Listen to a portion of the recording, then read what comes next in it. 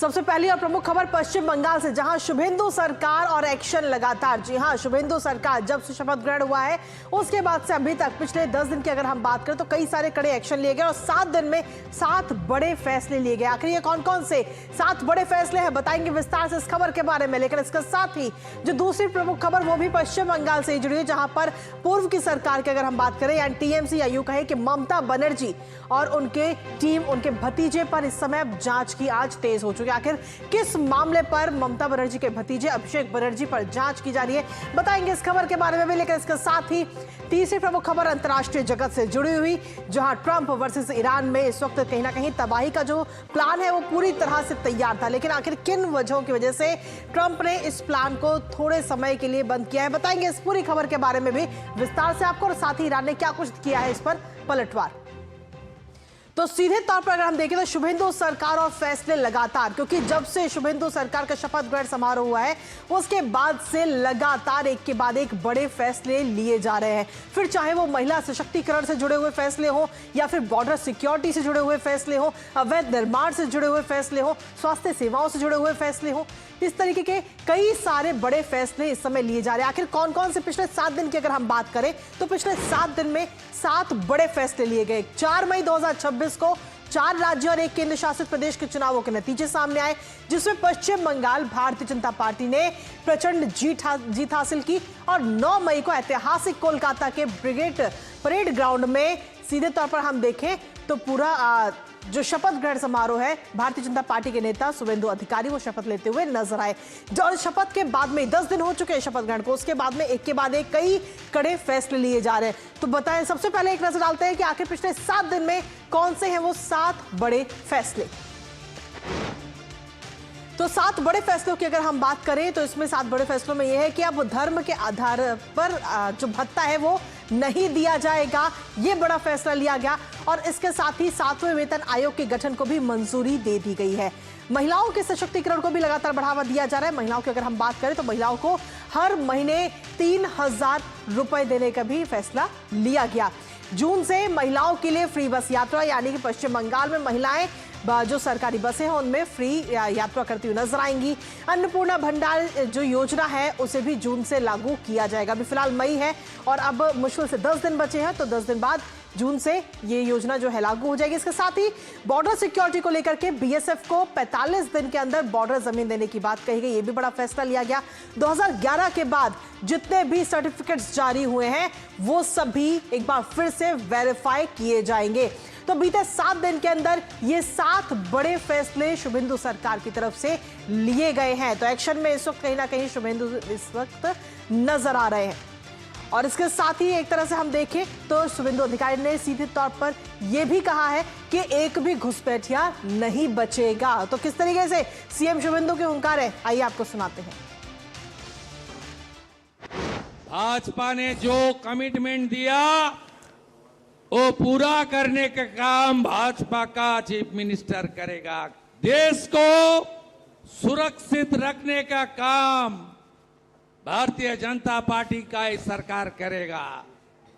पहले तो voter list में डिटेक्ट हो गया, उसका बाद वोटर लिस्ट में डिलीट हो गया, अभी तो टाइम आ गया है बंधु डिपोर्ट करने का। तो चुनाव प्रचार के दौरान ही सीधे तौर पर ये भारतीय जनता पार्टी ने कहा था कि घुसपैठियों पर कड़ा वार होगा और अब उसका असर दिखता हुआ नजर भी आ रहा है। और सीधे तौर पर यह कहा गया सीएम शुभेंदु की तरफ से कि एक भी घुसपैठिया नहीं बचेगा। लेकिन इसके साथ ही चिकन नेक की अगर हम बात करें तो चिकन नेक कॉरिडोर पर भी अब मास्टर स्ट्रोक इस समय खेला गया है। किस तरीके से, दरअसल शुभेंदु सरकार ने केंद्र को बड़ी जिम्मेदारी दी और एनएचएआई और एनएचआईडीसीएल को यह जिम्मेदारी सौंपी गई है, यानी कि national highway authority of India की को ये जिम्मेदारी दी गई है, जहां रणनीतिक हाईवे अब केंद्र के हवाले इस समय कर दिए गए हैं। पूर्वोत्तर कनेक्टिविटी पर ये सीधे तौर पर ये बड़ा कदम इस समय उठाया गया है, क्योंकि 7 नेशनल हाईवे से जो है वो केंद्र को ट्रांसफर किए गए हैं। चिकन नेक कॉरिडोर पर अब केंद्र का पूरी तरह से कंट्रोल होगा और साथ ही पूर्वोत्तर के रास्ते को कहीं ना कहीं अब इस चिकन नेक के जरिए मजबूती मिलती हुई नजर आएगी। हाईवे प्रबंधन में भी बड़ा बदलाव इस समय शुभेंदु सरकार की तरफ से किया गया है। हाईवे प्रबंधन में अगर हम देखें तो सीधे तौर पर ये जिम्मेदारी अब दे दी गई है national highway authority of India को। पश्चिम बंगाल से लेकर के दिल्ली तक ये सीधा कॉरिडोर और सीधे तौर पर स्ट्रेटेजिक कॉरिडोर पर सरकार की तरफ से ये बड़ा एक्शन इस समय लिया गया है। तो एक के बाद एक कई सारे बड़े फैसले, बड़े एक्शन लेते हुए शुभेंदु इस समय नजर आ रहे। शुभेंदु अधिकारी जो कि मुख्यमंत्री है और जब से उन्होंने पदभार ग्रहण किया है तब से लगातार एक के बाद एक बड़े फैसले लिए जा रहे हैं, जिसमें एक है चिकन नेक कॉरिडोर को लेकर जो महत्वपूर्ण और बड़ा फैसला लिया गया। लेकिन इसके साथ ही एक और बड़ा फैसला धार्मिक फंडिंग पर ब्रेक कहीं ना कहीं अब लग चुका है। जी हां, अब धर्म आधारित जो भत्ता है वो नहीं दिया जाएगा।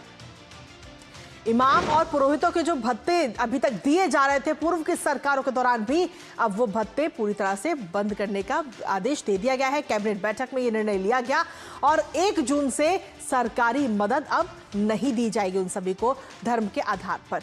ममता सरकार ने ये पूरी योजना शुरू की थी जो पुजारी हैं और जो इमाम हैं उनको ये भत्ता देने की, लेकिन अब इस पर ब्रेक लग चुका है। मुख्यमंत्री ने साफ कहा है कि शिक्षा स्कॉलरशिप पर जो पैसा है वो उसे खर्च किया जाएगा, जिससे कि जो युवा है वो शिक्षा ग्रहण कर सके।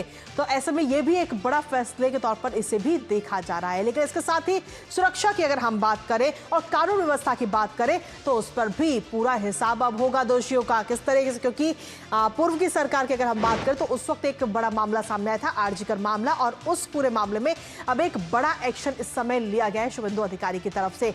तत्कालीन प्रिंसिपल पर अब कानूनी शिकंजा कहीं ना कहीं कसता हुआ नजर आता है। संदीप घोष पर अभियोजन को मंजूरी दे दी गई है और इसके साथ ही ईडी को पूरी अनुमति इस पूरे मामले को लेकर दे दी गई है। अब जांच को लेकर तृणमूल कांग्रेस पर भी कई सारे सवाल इस समय उठ रहे हैं। हालांकि जब ये मामला सामने आया था तो उस वक्त भी टीएमसी सवालों के घेरे में थी और आज भी सवालों के घेरे में ही है। सीएम शुभेंदु का सख्त बयान आया कि जांच प्रक्रिया को लंबे समय तक रोका गया। इसके साथ ही सीएम शुभेंदु ने यह भी कहा कि कानून से ऊपर कोई नहीं है। अब पश्चिम बंगाल में कानून का राज है और सच को दबाया नहीं जा सकता। जल्द ही इस पूरे मामले के जो भी दोषी हैं उन दोषियों को सजा दी जाएगी। तो सीधे तौर पर कानून व्यवस्था को लेकर भी इस समय एक्शन मोड में सीएम शुभेंदु नजर आ रहे हैं। लेकिन इसके साथ ही प्रधानमंत्री नरेंद्र मोदी ने अगर हम देखें तो हाल ही में एक सलाह पूरे देशवासियों को दी थी और उस पर अब शुभेंदु सरकार की तरफ से नई गाइडलाइन जारी कर दी गई है। क्या है वो गाइडलाइन, वो भी आपको बताते हैं। इस गाइडलाइन में साफ तौर पर कहा गया कि सरकारी खर्च जो है उसको घटाया जाए, जितना हो सकता है उसको घटाने की जो कवायद है वो अब तेज हो चुकी है। वर्क फ्रॉम होम पर सीधे तौर पर फोकस है, फिर चाहे वो सरकारी हो या फिर प्राइवेट कंपनियां हो, वर्क फ्रॉम होम पर फोकस रखें। जो सरकारी काम है वो वीडियो कॉन्फ्रेंसिंग के जरिए हो, जिससे कि आने जाने का जो खर्चा है वो भी बच सके। सीधे तौर पर यह भी गाइडलाइन इस समय जारी की गई है। गैर जरूरी सरकारी दौरों पर इस समय रोक लगा दी गई है कि अगर वो जरूरी नहीं है कहीं आना जाना तो उस पर रोक लगाई गई है। कारपूलिंग और साथ ही इलेक्ट्रिक व्हीकल जो हैं उनको बढ़ावा देने की बात इस गाइडलाइन में कही गई है कि आप सभी लोग कारपूलिंग को बढ़ावा दें, इलेक्ट्रिक व्हीकल को बढ़ावा दें। सरकारी दफ्तर जो है वो पेपरलेस बनाए जाएंगे। पर्यावरण का ध्यान में रखते हुए यह भी बड़ा फैसला लिया गया है और ई ऑफिस सिस्टम अब लागू किया जाएगा। इसके साथ ही जो स्वदेशी उत्पाद हैं उनको प्राथमिकता देने की बात इस गाइडलाइन के जरिए कही गई है कि जो स्वदेशी उत्पाद है आप उनको अपनाएं, जिससे कि बढ़ावा उनको मिल सके, आत्मनिर्भर भारत को बढ़ावा मिल सके।